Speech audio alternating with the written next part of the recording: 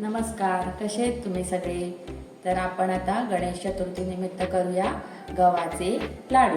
त्यासाठी आपल्याला साहित्य लागणार आहे 2 वाट्या गव्हाचे पीठ, 1.5 वाट्या पिठी साखर, वेलची पावडर आणि साजूक घराचे तूप। आता आपण रेसिपीला सुरुवात करूया। त्यासाठी पहिले वितळलेले हे साजूक तूप आहे ते आपण पहिले घालून घेऊया। चला आपण रेसिपीला सुरुवात करूया।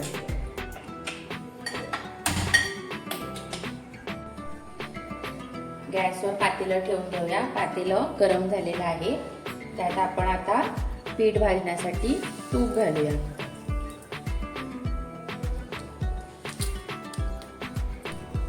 आता आपण घालूया गव्हाचे पीठ।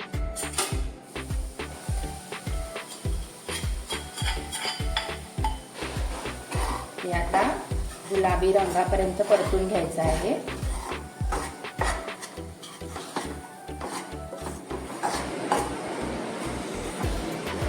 असे पीठ गुलाबी रंगाचं होईपर्यंत परतून घ्यायचे आहे। पीठ परतून झालेलं आहे। आपण आता गॅस बंद करूया। आपण आता ताटात काढून घेऊया थंड करण्यासाठी। पुढची रेसिपी सांगते तुम्हाला मग काय करायचं ते।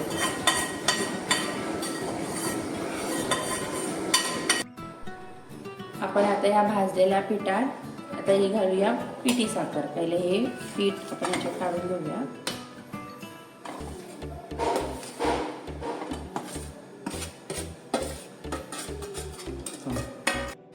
आता आपण यात घालूया पिठी साखर।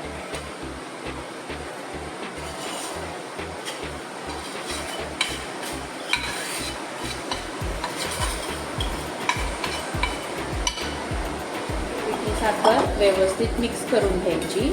आता पिठी साखरेच्या गुठळ्या राहिल्यात ना, म्हणून आपण हे मिक्सरला एकदा लावून घेऊया।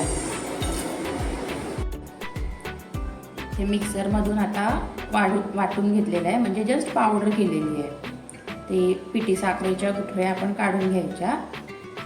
आता आपण ह्यात घालूया वेलची पावडर।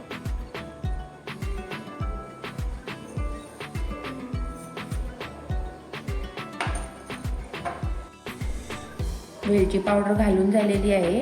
आता हे आपण दुसऱ्या ताटामध्ये काढून घेऊया आणि त्यात तूप घालून लाडू वळून घेऊया। ह्यात आपण आता तूप घालूया। इतका खमंग वास सुटलाय ना, आणि हे असं मिक्स करून घ्यायचं आहे।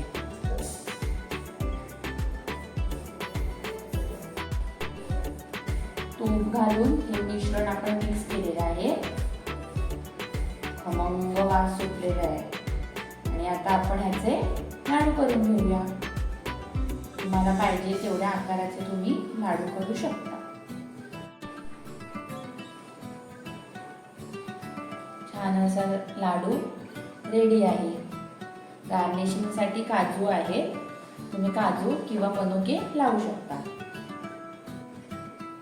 तर गव्हाच्या पिठाचे लाडू तयार झाले आहेत।